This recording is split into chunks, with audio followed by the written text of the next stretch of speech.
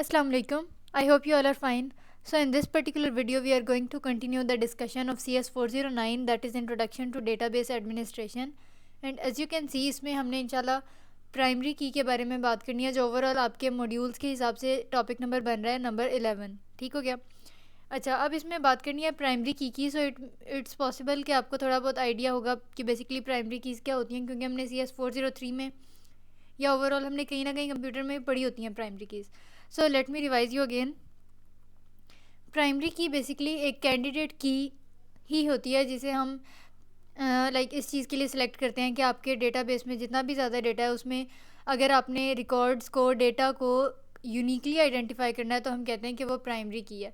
और प्राइमरी की कैंडिडेट की कैसे है या कैंडिडेट की क्या होती है, ये हम पहले पढ़ चुके हैं कि सुपर की में से आपको मिनिमल आइडेंटिफायर बनाए तो वो कैंडिडेट की होता है, और जो प्राइमरी की है वो आमतौर पे एक कैंडिडेट की ही होती है। ठीक है।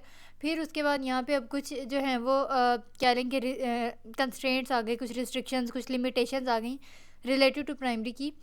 अब यहाँ पे जैसे यू कैन सी कि एक आपके पास अगर टेबल है, ठीक है, एक कोई आपके पास रिलेशन है, टेबल को हम रिलेशन कहते हैं, तो उसमें वो कह रहा है कि सिर्फ एक ही जो है वो प्राइमरी की हो सकती है। हम ये नहीं कह सकते कि एक से ज़्यादा प्राइमरी कीज़ हैं। हाँ, ये हो सकता है कि प्राइमरी की आपके पास कंपोजिट हो, जैसे स्टूडेंट का रोल नंबर, उसका CNIC, ये दो मिला के एक कंपोजिट प्राइमरी की बन जाए। लेकिन हम ये नहीं कह सकते कि एक रिलेशन में एक से ज़्यादा अलग अलग प्राइमरी कीज़ हैं। क्यों? क्योंकि प्राइमरी की ने आपके डेटा को, आपके रिकॉर्ड्स को यूनिकली आइडेंटिफाई करना होता है, एंड वी मेक श्योर कि वो सिंगल ही हुआ वैल्यू आपके पास। ठीक है। अच्छा, फिर उसके बाद इसका एक कंस्ट्रेंट आ गया कि जो प्राइमरी की होती है वो नॉट नल होती है और उसके अलावा यूनिक होती है। ये मैं आपको बता चुकी हूँ कि भाई प्राइमरी की जो है वो होती है यूनिक होती है, यूनिक होती है। ठीक है, ये तो हमें पता चल गया कि यूनिक होती है। अब यहाँ पे एक और जो है वो कंस्ट्रेंट आ गया, और वो ये कि जो प्राइमरी की होती है वो नॉट नल भी होती है। वी मस्ट मेक श्योर कि जो आपके पास पूरा डेटा है उसमें आपने जिस कॉलम पे, जिस एट्रीब्यूट के ऊपर प्राइमरी की उसको डिक्लेयर कर दिया है, उसमें कोई भी कॉलम हम खाली ना छोड़ें। उसके अलावा एक आइडियल प्राइमरी की क्या होती है कि वो शॉर्ट होनी चाहिए। उसके अलावा हम ये कोशिश करते हैं कि वो न्यूमेरिक हो, उसमें डिजिट्स वगैरह हो। उसके अलावा इंडेक्सिंग हमने उसकी की हो, उसकी लेंथ फिक्स्ड हो और वो कभी चेंज भी ना हो। ठीक है। अच्छा, अब यहाँ पे ये जो लास्ट पॉइंट है ये मैं आपको बताती चलूँ कि प्राइमरी की जो है ना, बेसिकली उसकी ऑनरशिप होती है किसी ऑर्गेनाइजेशन के पास, किसी इंस्टीट्यूट के पास। ठीक है।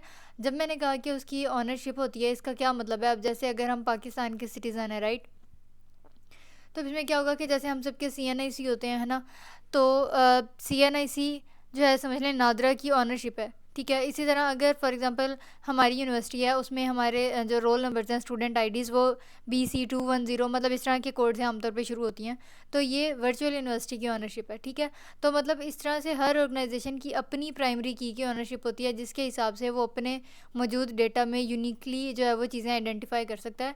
प्राइमरी की कोई वर्ल्ड वाइड या ग्लोबल या जेनेरिक नहीं होती। हर ऑर्गेनाइजेशन ने अपने हिसाब से, अपनी ऑनरशिप के हिसाब से, अपनी अपने राइट्स के हिसाब को यूज़ करते हुए वो कोई ना कोई प्राइमरी की क्रिएट कर लेते हैं। उसके बाद प्राइमरी की जो एक मिनिमल आइडेंटिफायर होता है, लीस्ट आइडेंटिफायर होता है, जिसके ज़रिए से हम रोज़ को जो है वो यूनिकली आइडेंटिफाई कर सकते हैं। ठीक है। और उसके अलावा वो कह रहा है कि ऐसा नहीं हो सकता कि प्राइमरी की का कोई पोर्शन, प्राइमरी की का कोई पार्ट हम कहें कि हाँ ये प्राइमरी की का तो पार्ट है, लेकिन फिर भी ये यूनिकली आइडेंटिफाई कर रहा है। क्यों? क्योंकि प्राइमरी की जो है वो खुद ही लीस्ट आइडेंटिफायर है, खुद ही मिनिमल आइडेंटिफायर है। उसका कोई सबसेट आपके पूरे डेटा को यूनिकली आइडेंटिफाई नहीं कर सकता। ठीक है। उसके अलावा इसका एक कैरेक्टरिस्टिक आ गया कि जो नल वैल्यूज़ होती हैं, they are not allowed in primary key attribute. क्यों? क्योंकि हम आपको मैं अभी आपको पहले बता चुकी हूँ कि जो प्राइमरी की होती है वो यूनिकली आइडेंटिफाई करने के लिए यूज़ होती है, इसलिए हम मेक श्योर करते हैं कि उसमें कोई नल वैल्यूज़ जो हैं वो अलाउड ना हों। ठीक हो गया।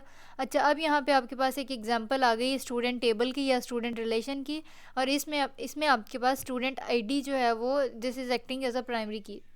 ठीक हो गया। इसके अलावा अब इसके कुछ और एट्रीब्यूट्स भी हैं, जैसे नेम हो गया, उसके अलावा क्लास आईडी हो गई, उसके अलावा डेट ऑफ बर्थ हो गई, डिपार्टमेंट कोड हो गया। तो मतलब ये सारी चीज़ें जो हैं वो यूनिकली आइडेंटिफाई नहीं करती। क्यों? क्योंकि एक से ज़्यादा स्टूडेंट्स का सिंगल या सेम डेट ऑफ बर्थ हो सकता है, एक से ज़्यादा स्टूडेंट्स का नेम सेम हो सकता है, एक से ज़्यादा स्टूडेंट्स का डिपार्टमेंट सेम हो सकता है, उसका कोड सेम हो सकता है, लेकिन जो स्टूडेंट आईडी है वो जो भी यूनिवर्सिटी है, जिस भी कॉलेज की बात हो रही है, उसकी अपनी ओनरशिप है। उसने हर स्टूडेंट को इनरोल करते हुए, उसका एडमिशन देते हुए खुद से यूनिकली जो है वो क्रिएट की थी। सो ये लाजमी बात है कि ये रिपीट नहीं होगी, ये यूनिक की है, इसीलिए हमने इसको प्राइमरी की डिक्लेयर किया। ठीक है। अच्छा, फिर अब हम नेक्स्ट पे चलते हैं। हमारे पास नेक्स्ट टॉपिक है, टॉपिक नंबर 11, ओ सॉरी 12। अच्छा जी, अब यहाँ पे हमने बात करनी है प्राइमरी कीज़ की ही कुछ एग्जांपल्स जो हैं वो हमने देखनी है। अच्छा, अब यहाँ पे देखें कि लाइक आपके पास एक स्टूडेंट टेबल है, ठीक है, और इसमें जैसे मैंने अभी आपको पिछली स्लाइड में बताया कि student ID, first name, family name, date of birth, ये डिफरेंट एट्रीब्यूट्स हैं। एट्रीब्यूट्स कौन से होते हैं? कॉलम्स में जो मौजूद होते हैं, है ना। तो अब यहाँ पे देखें कि जो स्टूडेंट आईडी है, this will act as a primary key. क्यों? क्योंकि जैसे मैंने अभी आपको बताया कि first name, family name, like अगर सिबलिंग्स हैं, बहन भाई हैं, तो उनका फैमिली नेम भी सेम हो जाएगा। उसके अलावा डेट ऑफ बर्थ बहुत सारे लोगों की सेम हो सकती है या होती है, तो इसलिए स्टूडेंट आईडी जो है वो यूनिक है, ठीक है। तो इसलिए स्टूडेंट आईडी जो है this will act as a primary key in the table student या इन द रिलेशन स्टूडेंट। अच्छा, फिर सेकंड एग्जांपल आ जाती है, बिल्डिंग टेबल है आपके पास, और उसमें आपके पास कुछ एट्रीब्यूट्स हैं like building number, building name, location, region. अच्छा, अब यहाँ पे देखें वो कह रहे हैं कि बिल्डिंग नंबर जो है वो यूनिक है, इसलिए मैंने इसको प्राइमरी की कह दिया। अब यहाँ पे ये सवाल भी बनता है कि जो बिल्डिंग नेम है वो भी तो यूनिक हो सकता है। जैसे अगर हम हर बिल्डिंग को अलग अलग नया नया यूनिक नाम दे दें एक दूसरे से मुख्तलिफ, तो वो भी तो प्राइमरी की हो सकती है। लेकिन यहाँ पे ये इसलिए नहीं है, क्यों? क्योंकि हमने प्राइमरी की के कैरेक्टरिस्टिक्स में या उसके फीचर्स में पढ़ा है कि जो प्राइमरी की है उसके लिए लाजमी है कि वो जो है वो शॉर्ट भी होनी चाहिए। तो जो बिल्डिंग नंबर है वो तो डेफिनेटली शॉर्ट होगा, लेकिन बिल्डिंग नेम, क्योंकि यूज़र पे या एक डेटाबेस एडमिनिस्ट्रेटर पे डिपेंड करता है कि वो जितना मर्जी नेम जो है वो लेंथी बना सकता है। इसलिए हमने क्योंकि प्राइमरी की अपनी शॉर्ट रखनी होती है, so we just try to make sure कि हमारी जो प्राइमरी की है वो शॉर्ट से शॉर्ट हो। तो बिल्डिंग नंबर क्योंकि शॉर्ट है, तो हम इन दोनों में से प्राइमरी की जो है वो इसको सेलेक्ट करेंगे। अच्छा, फिर इसी तरह एग्जांपल 3 में आपके पास एक कस्टमर टेबल आ जाता है। उसमें फिर कस्टमर का नेम है, सिटीज़न आईडी है, एड्रेस, सिटी, टेलीफोन नंबर। तो इसमें हमारे पास आपको पता है कि कस्टमर लाइक सिटीज़न आईडी जो है वो यूनिक है। तो उसके अलावा ये हो सकता है, ठीक है। उसके अलावा यहाँ पे अब वो कह रहे हैं कि this relation indicates the information about personal details, like कोई कस्टमर है और उसकी पर्सनल डिटेल्स यहाँ पे बताई हुई हैं, लेकिन कस्टमर नेम डुप्लिकेट हो सकता है। इसी तरह ये भी हो सकता है कि अगर किसी का भी CNIC समझ लें ना बनाओ, किसी का भी शनाख्ती कार्ड ना बनाओ, तो उसका सिटीज़न आईडी की वैल्यू नल होगी।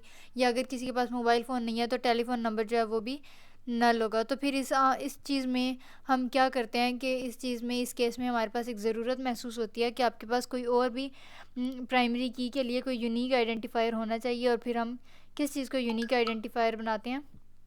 हम अपनी तरफ से एक नया एट्रीब्यूट जो है वो इंट्रोड्यूस करवाएंगे, जो कि है कस्टमर नंबर, ठीक है। तो मैंने यहाँ पे आपको बता दिया कि हो सकता है कि कुछ सिटीजन्स, कुछ कस्टमर्स ऐसे हों जिनके पास अभी CNIC ना बना हो या जिनका टेलीफोन नंबर ही ना हो कोई। तो फिर हम प्राइमरी कीज़ तो वो होती है ना जो सारे रिकॉर्ड को यूनिकली आइडेंटिफाई कर सकें। तो इस केस में हम क्या कहेंगे कि भाई एक और प्राइमरी की, एक और यूनिक आइडेंटिफायर की ज़रूरत है, जिसे हम लेटर ऑन प्राइमरी की जो है वो कह सकें। तो फिर इसलिए जो है वो हमने कस्टमर नंबर यहाँ पे लिख दिया। अच्छा जी, फिर उसके बाद आपके पास आ जाता है बैंक ब्रांच। अगेन ये आपके पास एग्जांपल 4 है किसकी? प्राइमरी की। इसमें ब्रांच नेम यूनिक हो सकता है, ठीक है। सिटी डेफिनेटली यूनिक नहीं हो सकता, एक शहर में एक से ज़्यादा ब्रांचेस हो सकती हैं।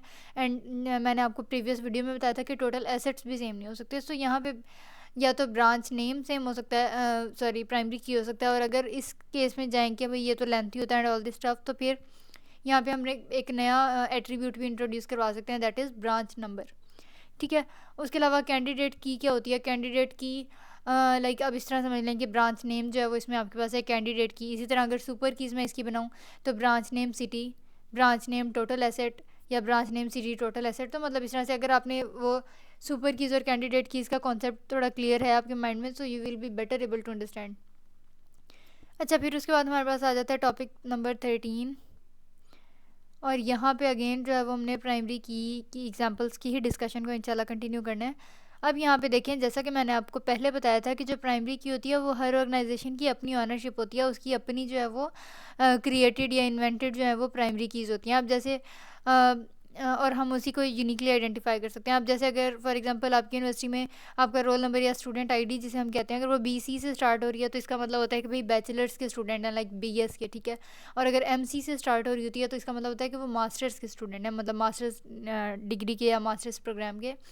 तो इसी तरह जो SSN जो सोशल सिक्योरिटी नंबर होता है, वो पहले 3 डिजिट्स 512 या इस तरह के कोई भी हों, वो सोशल सिक्योरिटी नंबर आइडेंटिफाई कर रहे होते हैं। इसी तरह जो है लाइक अगर आपके पास इस तरह का कोड हो तो फिर हम इसमें ये कुछ कंट्रीज़ में इस तरह से होता है कि भाई बाय बर्थ वो एशियन है या यूरोपियन है या वो अपनी कंट्री में जो है वो उसकी बर्थ हुई है, ठीक है। इसी तरह अगर फॉर एग्जांपल किसी स्टूडेंट की ये आईडी है तो उसमें अगर जो पहले 4 डिजिट होंगे वो ये समझे जा सकते हैं कि ये उसका रजिस्ट्रेशन ईयर है या उसका बर्थ ईयर है, ठीक है। तो मतलब कहने का मकसद, या जैसे अक्सर गाड़ियों का आपने देखा होगा कि लाइक ISB इस्लामाबाद, लाहौर और इस तरह से जो भी KCI कराची, तो जो भी ये कोड्स होते हैं वो सिटी को रिप्रेजेंट कर रहे होते हैं। तो कहने का मकसद है कि प्राइमरी की आपने ये बात याद रखनी है, आगे जाके काम आएगी जब हम सरोगेटेड कीज़ पढ़ेंगे इंशाल्लाह। तो प्राइमरी की मैं आपको अगेन ये बार बार बता रही हूँ कि हर ऑर्गेनाइजेशन की अपनी ऑनरशिप होती है और वो जो है उसका लाइक उस ऑर्गेनाइजेशन से बाहर उसका कोई मकसद नहीं होता, ठीक है।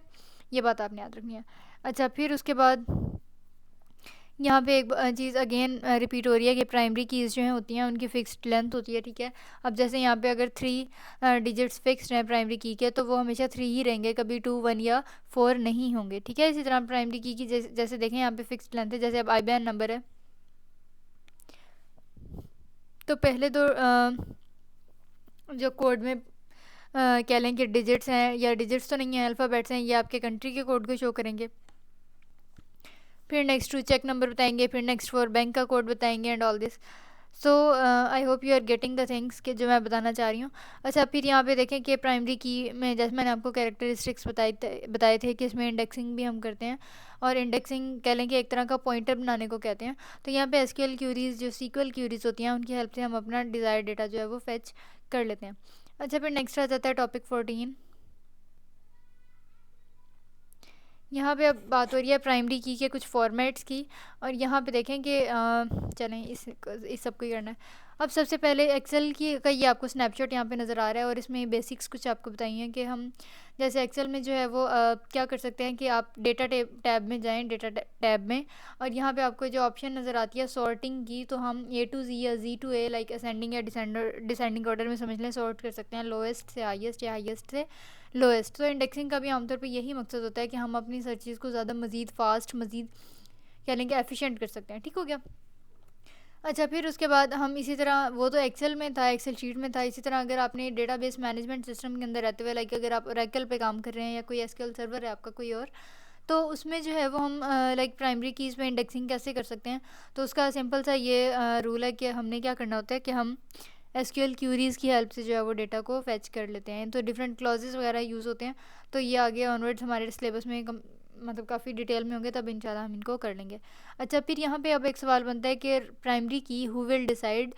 तो अगर कोई आपसे पूछ ले कि हम प्राइमरी की जो पढ़ रहे हैं उसको डिसाइड कौन करता है, या कौन, लाइक अब जब मैंने आपको बताया कि यूनिवर्सिटी में BC और आगे 210 लाइक इस तरह का कोई कोड है, तो वो बैचलर्स के स्टूडेंट्स हैं। इस तरह अगर MC का है तो वो मास्टर्स के स्टूडेंट्स हैं।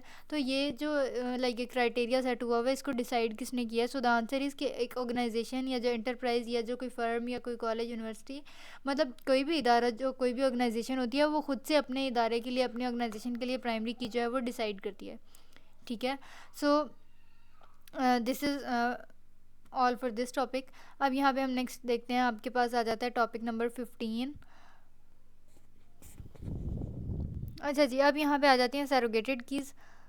सो अब जैसा कि मैंने आपको पहले बताया था कि मैं जो ये मेन पॉइंट बार बार फोकस कर रही हूँ कि प्राइमरी की जो है वो अपनी हर ऑर्गेनाइजेशन की अपनी ऑनरशिप होती है, ये आगे जाके काम आएगा, तो वो आगे जाके बेसिकली इस टॉपिक में काम आना था।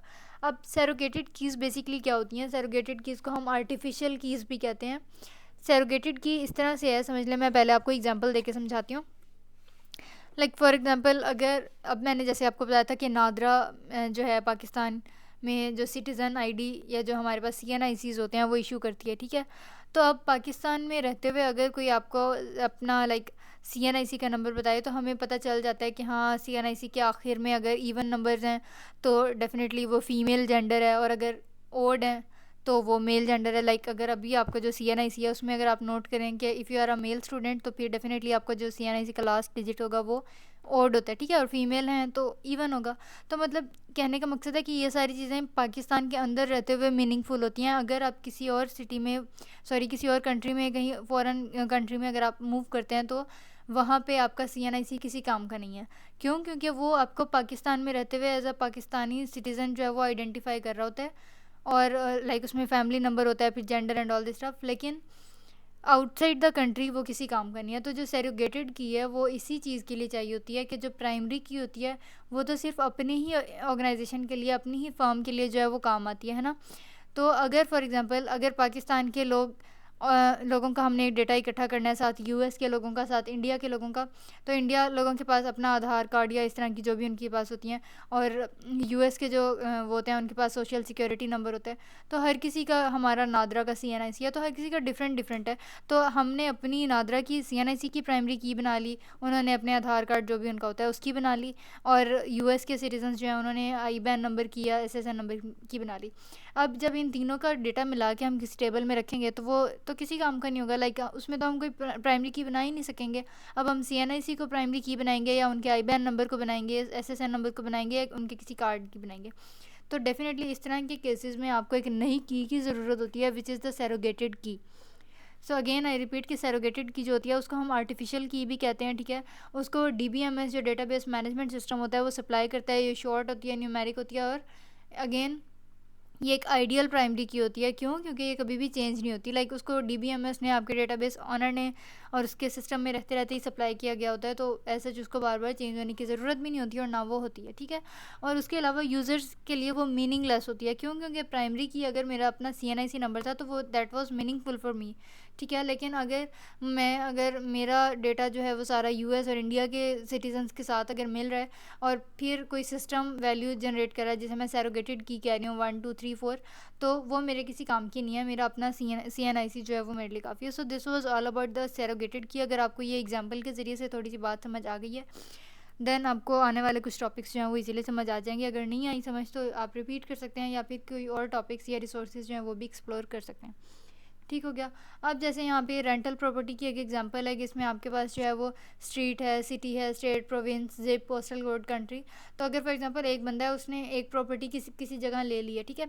अब अगर उसने सेम प्रॉपर्टी डीलर से सेम स्ट्रीट में, सेम सिटी में, अगर वो कोई और पीस ऑफ लैंड, कोई एक एरिया ऑफ लैंड दोबारा से एक और जो है वो परचेज़ कर रहा है, ख़रीद रहा है, तो डेफिनेटली बेशक डिस्पाइट द फैक्ट कि आपके पास ये सारे एट्रीब्यूट्स मौजूद हैं, लेकिन हम उन दो प्लॉट्स को यूनिकली आइडेंटिफाई नहीं कर सकेंगे जो सेम कस्टमर ने दो बार लिए हैं, ठीक है। तो उसके लिए हम एक प्रॉपर्टी आईडी जो है वो एट्रीब्यूट जनरेट करते हैं, जिसे हम सैरोगेटेड की कहते हैं, जो आमतौर पे डीबीएमएस अप्लाई करता है, और ये एक आर्टिफिशियल की होती है, ठीक है। तो इसको जो है वो हम सैरोगेटेड की कहते हैं, और इसकी ज़रूरत तब पड़ी कि भाई जितने एट्रीब्यूट्स थे उसमें जो भी प्राइमरी कीज़ थी वो तो यूनिकली आइडेंटिफाई नहीं कर रही थी, तो फिर हमें एक ऐसी की चाहिए थी जो यूनिकली आइडेंटिफाई करती हो। और इस केस में हमारे पास आ गई प्रॉपर्टी आईडी, और ये आमतौर पे इंटीजर वैल्यू होती है, और इस एक एक करके जो है वो इंक्रीमेंट होती रहती है, ठीक है। इस तरह से यहाँ पे अब एक और कंप्लेंट रेफरेंस नंबर की एक और एग्जांपल है, so you can refer to it as well in case you need to. अच्छा जी, अब हमारे पास आ जाता है टॉपिक नंबर 16। अगेन हम सैरोगेटेड की एग्जांपल्स की डिस्कशन को ही कंटिन्यू करने जा रहे हैं, ठीक है। और यहाँ पे हम कुछ और एग्जांपल्स देखेंगे। अब जैसे यहाँ पे एटीएम की ट्रांजैक्शन की हम बात करें, तो अब जैसे आपके पास कोई कार्ड नंबर होता है, आपका एटीएम कार्ड जो होता है उसका, उसके अलावा सीरियल नंबर, फिर कितनी अमाउंट हमने विदड्रॉ करवाई, और फिर कब की विदड्रॉ एंड ऑल दिस। तो अब यहाँ पे कुछ समटाइम्स क्या होता है कि हमें लाइक एक किसी बैंक की कोई एटीएम है, ठीक है, और उसमें उसके बैक एंड पे कोई हार्डवेयर का इशू आ गया, तो इस तरह के इश्यूज़ को डील करने के लिए हमें एक मशीन नंबर की सैरोगेटेड की भी चाहिए हो सकती है। तो मतलब इस तरह से सैरोगेटेड की जो है वो तब अराइज़ होती है, उसकी नीड तब हमें ज़रूरत पड़ती है जब हमें लगे कि प्राइमरी की जो है वो यूनिकली आइडेंटिफाई नहीं कर पा रही, या कर भी पा रही है तो वो काफ़ी नहीं है आपके डेटा में कोई एक प्रॉपर यूनिक आइडेंटिफिकेशन बनाने के लिए, ठीक है। इसी तरह अगर इंश्योरेंस पेड एक टेबल है या रिलेशन है आपके पास, और इसमें कुछ आपके पास एट्रीब्यूट्स हैं जैसे policy number, paid date, amount and all this, तो हमें हो सकता है कि इन सम केसेस हमें किसी और एट्रीब्यूट की ज़रूरत पड़े। सो इन दिस पर्टिकुलर केस वो है पेड ईयर, या फिर उसके अलावा कोई ड्यू डेट या ड्यू अमाउंट या बैलेंस या चार्जेस। तो अगर वो पेपर में आपसे पूछ लेता है आमतौर पे कि इसकी क्या सैरोगेटेड कीज़ बनेगी, या कोई आपके पास टेबल होगा और उसमें वो आपसे पूछ लेगा, तो जो आपके हैंडआउट्स में एग्जांपल्स दी होती हैं उनको तो आपने अच्छे से कर लेना है ना। तो अगर अच्छे से लाइक कॉन्सेप्ट अगर आप उनका क्लियर करें तो फिर बाकी सारा जो है वो भी इंशाल्लाह हो जाएगा। और कोई आउट ऑफ द ट्रैक आपके पास कोई एग्जांपल वगैरह आप जाती है तो हम उसको बेटर वे में डील कर सकते हैं, ठीक हो गया। अच्छा जी, उसके बाद यहाँ पे अब हम चलते हैं नेक्स्ट टॉपिक पे, which in our case is topic number 17।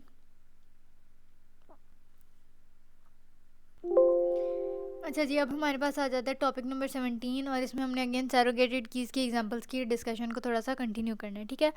तो अब हम लाइक समटाइम्स क्या होता है कि एक इनवॉइस है, इनवॉइस क्या होता है लाइक आप किसी CSD में जाते हैं, किसी कॉन्टिनेंटल स्टोर्स डिपार्टमेंट में, सेल्स डिपार्टमेंट में, या फिर कोई भी आपका जनरल स्टोर है जिसमें वो आखिर में आपको लाइक शॉपिंग की जो वो इनवॉइस होती है, जो परचेज और पूरी रिसिप्ट टाइप, रसीद टाइप जो भी होता है, उसको हम कहते हैं इनवॉइस, ठीक है। जो हम कोई आइटम परचेज करते हैं और वो हमें एट द वेरी एंड मिलता है।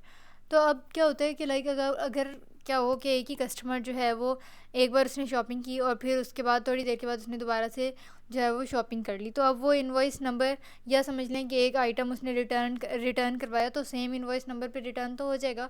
लेकिन अब हमने अगर किसी at some point in time उन दो चीज़ों को, या दो उसने जो चेंज करवाया कि उसने पहले कौन सी प्रोडक्ट ली थी और बाद में कौन सी ली, इनका अगर हमने कोई रिकॉर्ड रखना हो तो इनवॉइस नंबर तो सेम हो गया, तो यहाँ पे प्राइमरी की तो यूनिकली आइडेंटिफाई नहीं कर रही। सो दिस इज़ द केस, यहाँ पे आपको सैरोगेटेड कीज़ की ज़रूरत पड़ सकती है, ठीक है।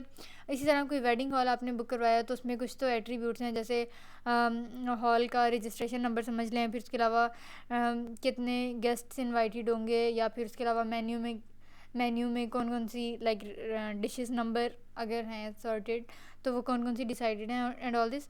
लेकिन अगर फॉर एग्जांपल हमें किसी और वे की ज़रूरत पड़ती है, किसी और तरीके की ज़रूरत पड़ती है जिसमें हम यूनिकली आइडेंटिफाई कर सकें, तो हम कहेंगे कि हम समझ लें कि गेस्ट नंबर 1, गेस्ट 2, तो 1 2 3, तो हम वो अपनी तरफ से सैरोगेटेड कीज़ बना सकते हैं। सो अगेन आई रिपीट कि अगर आपको इन मॉड्यूल्स में कोई एग्जांपल ऐसे कंफ्यूजिंग लग भी रही है, सो मेक श्योर करें कि जो वो CNIC वाली या एक दो जैसे वो रेंटल प्रॉपर्टी वाली हमने पढ़ी है, तो अगर इस तरह वाली एक भी एग्जांपल का अगर आपका कॉन्सेप्ट क्लियर है तो आपको बाकी सारी एग्जांपल्स भी पेपर में भी इवन इजीली सॉल्व आपसे हो जाएंगी, ठीक है। तो अब यहाँ पे जैसे लाइक एक आपके पास है सेविंग डेटा, के जैसे अगर फॉर एग्जांपल हम किसी भी सोशल मीडिया प्लेटफॉर्म पे अपना डेटा जो है वो कैसे सेव कर रहे होते हैं, तो वो हमें तो लगता है कि हमने कोई कम्युनिटी टैब में पोस्ट क्रिएट किया है, या हमने कोई मैसेज ड्रॉप किया है, या कोई किसी कमेंट का लाइक किसी पोस्ट पे कमेंट किया है। वो बैक एंड पे क्या होता है कि वो सैरोगेटेड की से हमारी सारी एक्टिविटीज़ जो हैं वो एक ऑटो इंक्रीमेंटेड आर्टिफिशियल की के ज़रिए से जो है वो मैनेज हो रही होती हैं, ठीक है। सो ये कुछ लाइक हैं। और इसके अलावा यहाँ पे अगर हम कीज़ के कंपैरिजन की बात करें तो यहाँ पे आपने सबसे पहले पूछा हुआ है कि what is the difference between primary की एंड सैरोगेटेड की। तो ऐसे प्राइमरी की जो होती है वो हर ऑर्गेनाइजेशन की अपनी होती है, वो उसकी ऑनरशिप में होती है, ठीक है, और वो शॉर्ट फिक्स्ड वगैरह होती है। जो सैरोगेटेड कीज़ होती हैं वो भी यूनिक तो होती हैं, लेकिन वो ऑटो इंक्रीमेंटेड होती हैं और उसको DBMS ने सप्लाई किया होता है, and they are meaningless to the users, and on the other hand primary keys are meaningful to the users, ठीक है। इसी तरह प्राइमरी की और यूनिक की एग्जांपल्स की अगर हम बात करें तो यहाँ पे मैंने जैसे यहाँ पे कॉपी पेस्ट किया है कि जो प्राइमरी कीज़ होती हैं और यूनिक कीज़ दोनों का काम यही होता है कि उन्होंने यूनिकनेस को ही इंश्योर करना होता है। लेकिन प्राइमरी कीज़ में हम कुछ एडिशनल रिस्ट्रिक्शंस लगा रहे होते हैं, जैसे उसमें वैल्यूज़ नल नहीं होनी चाहिए, उसके अलावा लाइक उसकी लेंथ शॉर्ट होनी चाहिए, या फिर उसके अलावा कोई वैल्यूज़ रिपीट नहीं होनी चाहिए, यूनिक एंड ऑल दिस। और इंक्रीमेंटेड वगैरह का ऐसा कोई कॉन्सेप्ट नहीं होता। लेकिन जो यूनिक कीज़ होती हैं उसमें नल्स भी अलाउड होते हैं, और उसके अलावा हमें उनको यूनिक आइडेंटिफायर बना के रखने की भी ऐसे ज़रूरत नहीं पड़ती। अच्छा जी, फिर हमारे पास नेक्स्ट आ जाता है टॉपिक 19। अब हम बात करते हैं फ़ॉरेन कीज़ की। फ़ॉरेन की बेसिकली एक ऐसा एट्रीब्यूट होती है जिसमें समझ लें एक पेरेंट टेबल होता है और एक चाइल्ड टेबल, लाइक एक हम बेस टेबल कहते हैं पेरेंट टेबल को, और एक होता है चाइल्ड टेबल जिसे हम कहते हैं डिराइव्ड टेबल भी कह रहे होते हैं, ठीक है। तो इसमें आमतौर पे क्या होता है कि एक टेबल है आपके पास, समझ लें स्टूडेंट टेबल, और उसमें प्राइमरी की है उसका स्टूडेंट का रोल नंबर। अब दूसरा टेबल है आपके पास सब्जेक्ट टेबल, और उसमें डिफरेंट सब्जेक्ट्स हैं। अब अगर आप लाइक समझ लें कि जो स्टूडेंट टेबल में उसका रोल नंबर था, अगर उसी रोल नंबर को आप सब्जेक्ट टेबल में भी एक कॉलम ऐड कर दें उसका, तो हम कहेंगे कि ये फ़ॉरेन की है, लाइक ये बाहर वाली की है स्टूडेंट टेबल की, जो अब आ गई है सब्जेक्ट टेबल में, ठीक है। तो यहाँ पे अब आगे एग्जांपल्स आएंगे तो इंशाल्लाह और क्लियर हो जाएगा। लेकिन यहाँ पे कुछ कैरेक्टर रिस्ट्रिक्शन है कि फ़ॉरेन की जो है वो सिंगल कॉलम भी हो सकता है, या एक से ज़्यादा कॉलम का कॉम्बिनेशन भी हो सकता है। उसके अलावा फ़ॉरेन की इसे क्यों कहते हैं ये जो है वो मैं आपको बता चुकी हूँ। और उसके अलावा यहाँ पे देखें कि ideally data type length size of foreign की एंड रिटर्निंग रेफरिंग प्राइमरी की मस्ट भी सेम। अच्छा, अब वो कह रहा है कि प्राइमरी की और फ़ॉरेन की दोनों की जो डेटा टाइप है रिटर्निंग वो भी सेम होनी चाहिए, ठीक है। अब जैसे यहाँ पे मैं आपको एग्जांपल से समझा रही थी ऑरली, अब यहाँ पे लिखा हुआ आ गया, so you will be better able to understand इंशाल्लाह। अब यहाँ पे देखें कि आपके पास है एक department table and then you have an employee table, ठीक हो गया। अच्छा, अब डिपार्टमेंट टेबल में आपके पास है एक प्राइमरी की डिपार्टमेंट आईडी, है ना, ये प्राइमरी की है डिपार्टमेंट टेबल की। फिर आपके पास कुछ और एट्रीब्यूट्स, कुछ और कॉलम्स हैं like department name, budget code, manager name and all this. फिर उसके बाद आपके पास ये था पेरेंट टेबल। अब आपके पास है एक चाइल्ड टेबल, या जिसे मैं डिराइव्ड टेबल भी कह सकती हूँ, और ये जो पेरेंट टेबल है इसको हम बेस टेबल भी कह सकते हैं, ठीक है। अब एम्प्लॉय टेबल जो है इसमें एम्प्लॉय नंबर है इसकी प्राइमरी की, एम्प्लॉय टेबल की, ठीक है। उसके अलावा एम्प्लॉय नेम है, वैसे ही एट्रीब्यूट है। अब यहाँ पे देखें ये लिखा हुआ है डिपार्टमेंट आईडी। तो अब ये सीन क्या है कि आपके पास ये जो डिपार्टमेंट टेबल की प्राइमरी की थी वो एम्प्लॉय टेबल में फ़ॉरेन की के तौर पे ऐड हुई है। क्यों? क्योंकि हर एम्प्लॉय किसी ना किसी डिपार्टमेंट से तो बिलोंग करता है ना, हर किसी ना किसी डिपार्टमेंट में तो काम करता है। तो हम अलग से कुछ डिटेल्स और अलग से एट्रीब्यूट्स और कॉलम्स ऐड करने के बजाय हम क्या करते हैं कि हम डिपार्टमेंट आईडी से लाइक डिपार्टमेंट टेबल से उसकी प्राइमरी की यूनिक जो है वो फेच कर लेते हैं, ठीक है। तो दिस इज़ हाउ फॉरेन की and this is how the things actually work, के फॉरेन कीज़ बेसिकली रेफरेंस के लिए यूज़ होती हैं। ये रेफरेंशियल इंटेग्रिटी को मेंटेन रखती हैं आपके डेटाबेस की, ठीक है। और एक पेरेंट टेबल होता है जिसकी प्राइमरी की किसी और चाइल्ड टेबल में एज अ फॉरेन की जो है वो काम कर रही होती है, और ये क्यों कर रही होती है मैं आपको बता चुकी हूँ, रेफरेंस के लिए।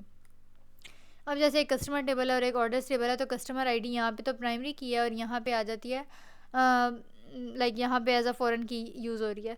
सो ये this is one more example for foreign keys. अच्छा, अब यहाँ पे आपने नोट किया होगा कि कस्टमर आईडी लाइक ये एब्रीविएटेड फॉर्म में और यहाँ पे पूरा लिखा हुआ है कस्टमर आईडी।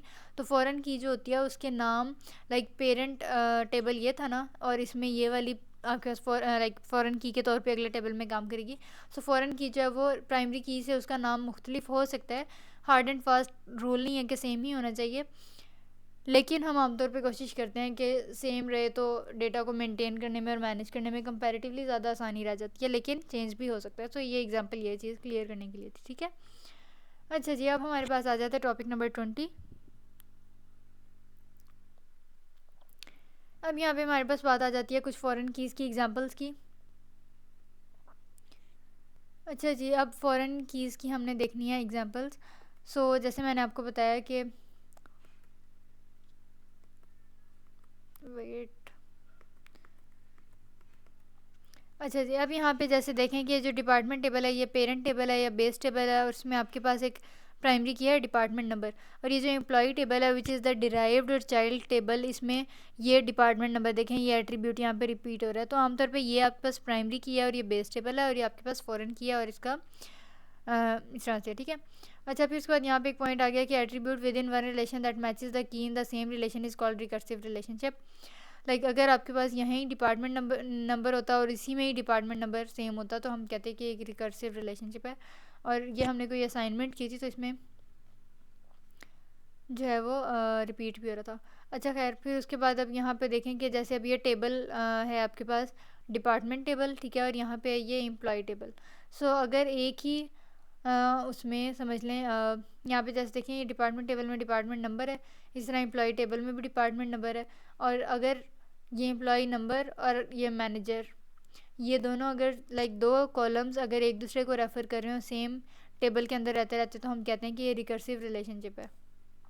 चाइल्ड टेबल को डिटेल टेबल भी कहते हैं और पेरेंट टेबल को मास्टर टेबल भी कहते हैं। ये भी आपने एक एमसीक्यू के लिए जो है वो पॉइंट याद रख लेना है। और रिकर्सिव रिलेशनशिप क्या होता है कि अगर सेम टेबल में रहते हुए दो एट्रीब्यूट्स जो हैं वो एक दूसरे को अगर रेफ़र कर रहे हो तो हम कहते हैं कि भाई ये रिकर्सिव रिलेशनशिप है, ठीक है। उसके अलावा फ़ॉरेन की जो है वो किसी कंपोजिट की का पार्ट भी हो सकता है, और ये बेसिकली दो टेबल्स या दो टेबल्स के दरम्यान में एक लॉजिकल लिंक या रिलेशनशिप या कनेक्शन इस्टेब्लिश करने के लिए यूज़ होता है, ठीक है।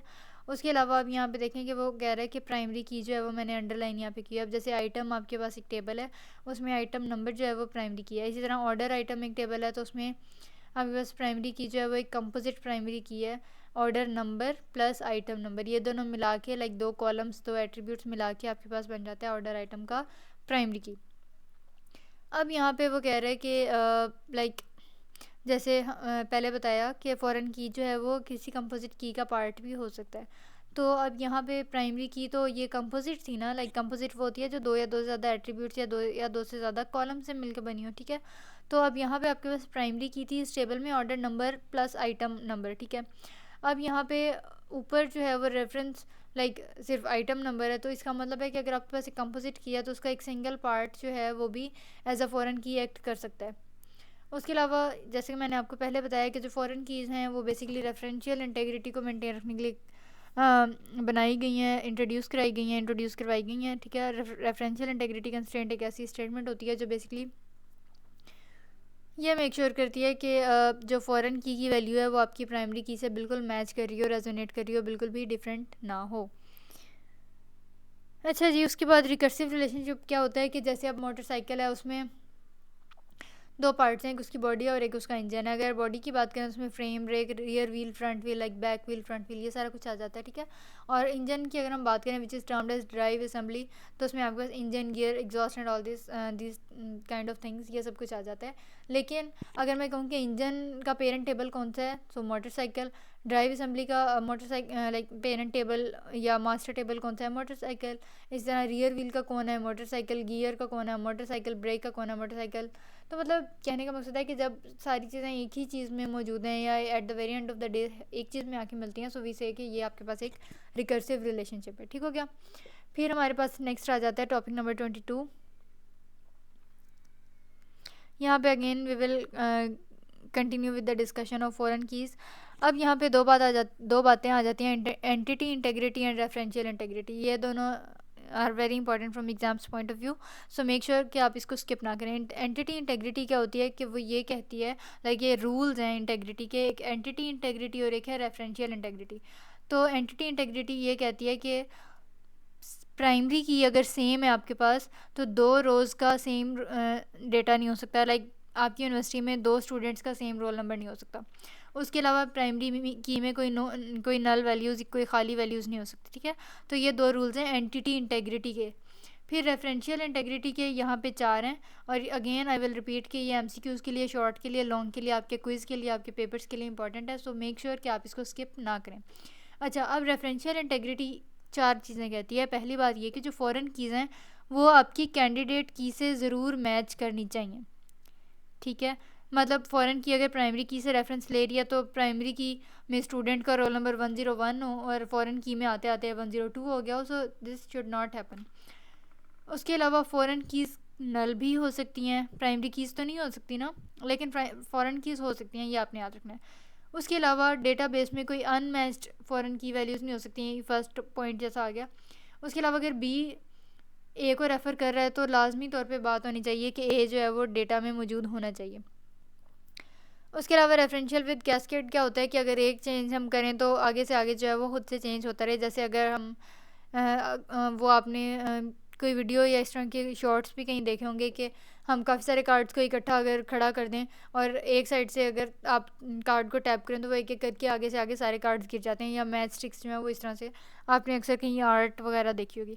तो रेफरेंस विद कास्केड का भी आमतौर पे यही मकसद है कि जब हम एक चीज़ अपडेट करते हैं तो वो आगे से आगे रेफरेंस लेके चेंज होता रहेगा। अब जैसे ऑन अपडेट कैस्केड है तो फिर क्या होगा कि एक चीज़ अपडेट किया तो उससे रिलेटेड लिंक्ड उससे जितनी भी आगे सारी चीज़ें हैं वो कैस्केड होकर फ़ौरन वही चेंजेस अपने अंदर जो हैं वो लाती जाएंगी, ठीक है। अच्छा जी, फिर नेक्स्ट हमारे पास आ जाता है टॉपिक नंबर 23। यहाँ पे बात आ जाती है कंपोजिट कीज़ की। और composite keys basically primary keys अगर एक से ज़्यादा एट्रीब्यूट से मिलकर बनी होती है तो हम कहते हैं कि ये प्राइमरी की नहीं है बल्कि कंपोजिट की है। So in other words we can say कि कंपोजिट की जो है that is an extended form of primary key, कि अगर प्राइमरी की ही कोई एक्सटेंशन या कोई एक्सटेंडेड फॉर्म हम कह लें तो वो आपके पास क्या होती है, वो होती है कंपोजिट की, ठीक है। उसके अलावा यहाँ पे अब देखें ये जो कैरेक्टरिस्टिक्स है ना, ये पेपर में भी वो आपसे अक्सर पूछ लेता है, सो मेक श्योर कि आप इस तरह की चीज़ों को जो है वो स्किप ना करें, ठीक हो गया। अच्छा, अब यहाँ पे देखें कि इसका एक और फीचर आ गया कि all the characteristics of primary key applies on the composite keys more than one columns, के प्राइमरी कीज़ यूनिक होनी चाहिए, नल नहीं होनी चाहिए। तो कंपोजिट की जो है वो भी यूनिक होनी चाहिए और नल नहीं होनी चाहिए। क्यों? क्योंकि at the end of the day composite key जो है वो प्राइमरी कीज़ के ही म्यूचुअल कॉम्बिनेशन को रिप्रेजेंट कर रही होती है। उसके अलावा कंपोजिट की यहाँ पे आपके पास एक एग्जांपल दी हुई है कि जब हम एटीएम से कोई ट्रांजैक्शन करवा रहे होते हैं तो एक एटीएम कार्ड पे हम बार बार जो है वो डिफरेंट अमाउंट्स जो है वो ट्रांजैक्ट करवा सकते हैं।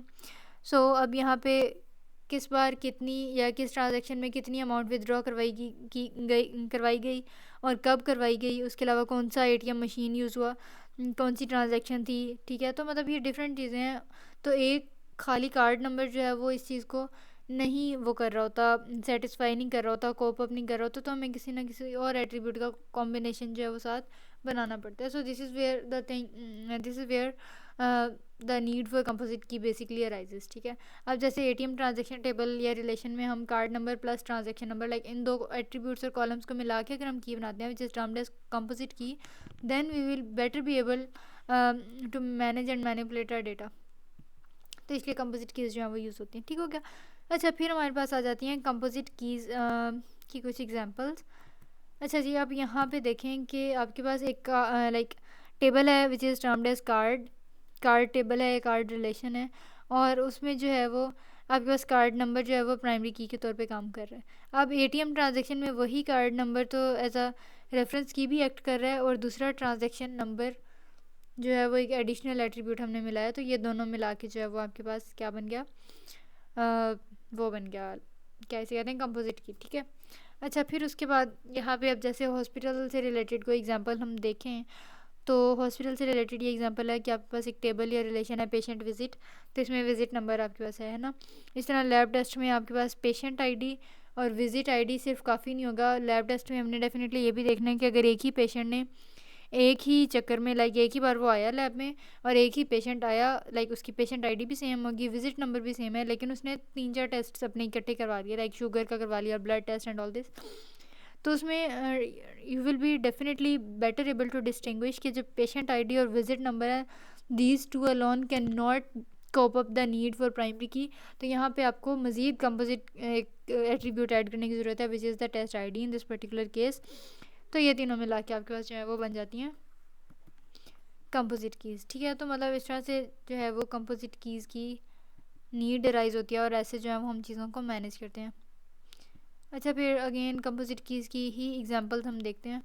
अब यहाँ पे देखें कि अगर फॉर एग्जांपल आपके पास जो है वो एक टेबल है और उसमें 1000 जो है वो कोर्सेज़ हैं या कोई सब्जेक्ट्स हैं. ठीक है. अब स्टूडेंट्स ने जो है वो उन कोर्सेज़ में किसी न किसी में रजिस्टर होना है, तो अगर जो स्टूडेंट्स हैं क्या वो सिर्फ उस पूरे टेबल को 1000 सब्जेक्ट्स के टेबल को देख के इजीली रजिस्टर कर सकते हैं? तो डेफिनेटली नहीं कर सकते. तो अब हमने क्या करना है कि हम कोई ऐसी कंपोजिट की बनाएंगे जिसमें हम उसको बता देंगे कि अगर आपका ये वाला सेमेस्टर है और ये वाली समझ लें आपका ये वाला डिपार्टमेंट है, तो ये वाले सब्जेक्ट्स जो हैं वो आपके अलाउड हैं और ये वाले नहीं हैं, जैसे कोर्स सिलेक्शन होती है.